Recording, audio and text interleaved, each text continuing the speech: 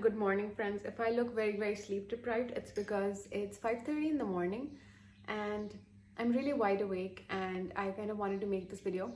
So basically, it's the first day of Eid here. It was announced last night around 11:30 or 12 that Ramadan is officially over, the moon has been sighted, and it's the first day of Eid today. So Eid Mubarak to everyone celebrating Eid. I hope you had a blissful and a wonderful Ramadan and you enjoy this day as much as you can. I wanted to come on here to talk about basically what's happening in the Muslim world, in the Middle East, and something that has kind of like been on social media for the past week, but I feel like this is something that a lot of people still don't know much about. And as someone who grew up in the Muslim world and like is still living in a Muslim country, the Israel-Palestine situation is one that we were always aware of. It was always in our consciousness to a certain degree that Israel is attacking Palestine, they're taking over their land, and they're forcefully being evicted. A lot of these incidents were in our consciousness as we were growing up because, we kind of aligned ourselves with the Palestinian struggle. But it was something that I kind of had a surface level knowledge of until I went to university, and maybe it was mentioned in just 2 of my classes.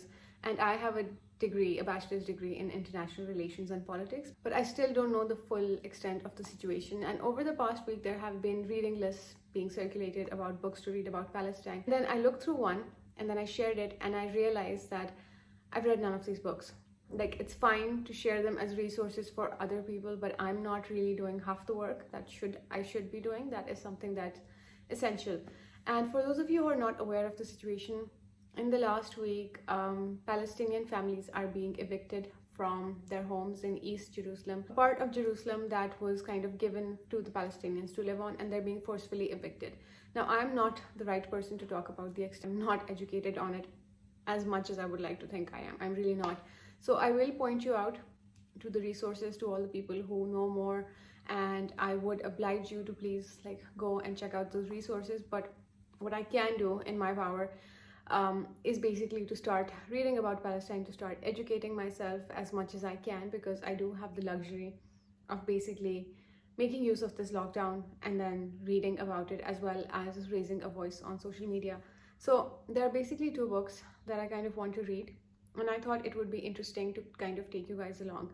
So I will be reading these books on Voxer. My user ID is Nashwa017. I leave it on the screen, and you can leave in the comments below which book you would like to read with me. So it's going to be a read along, not a buddy read. We can kind of read it around the same time and have discussions in the group. So out of the 2 books that I chose, one is fiction, the other one is non-fiction, and I'm just waiting for my computer to start so I can go to my Goodreads and basically tell you about these books. So the first book is called Against the Loveless World by Susan Abul Hawa. And it's basically a sweeping and lyrical novel that follows a young Palestinian refugee as she slowly becomes radicalized while searching for a better life for her family throughout the Middle East. She is locked away in solitary confinement.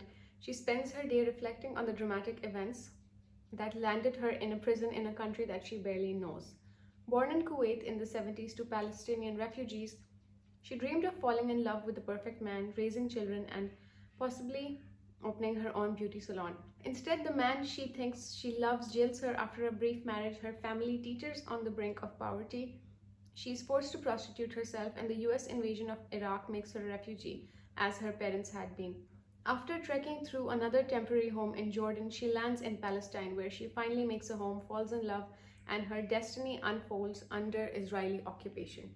So basically, this is a fiction book about a woman who is seemingly searching for meaning in her life, and it has the political backdrop of the situation in Israel and Palestine. So I am going to be reading this book from the 17th, what date is it today? Let's see, it's the 13th today. So let's say from the 17th of May till the 30th of May, that's about around 2 weeks, where we can basically read this book and talk about it in the discussions.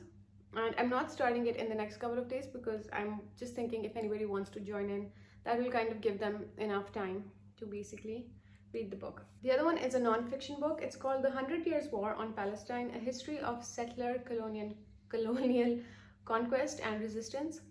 starting from 1917 to 2017. So it basically covers 100 years of the situation in Palestine, which is like a history lesson that I definitely need. And if anybody wants to join me, you are more than welcome to. And I am thinking of starting this book on the 1st of June and giving myself the entire month so we can read it from the 1st until the 30th of June. So in the comments, just let me know which book out of the two you would like to read, or if you want to read both, that's perfectly fine. And yeah, the preferred mode for me is always Voxer, because it kind of like protects any personal information going out. So you can just add me with my username, and that would be it. For now, I think that's all I wanted to say. But yeah, hopefully I'll come back and make more videos. I'm currently in the process of cleaning up my bookshelf, and maybe I'll talk about some of the books that I'm unhauling, because that's always fun. But yeah, I'll sign off for now. Thank you so much for watching, and I'll see you guys soon.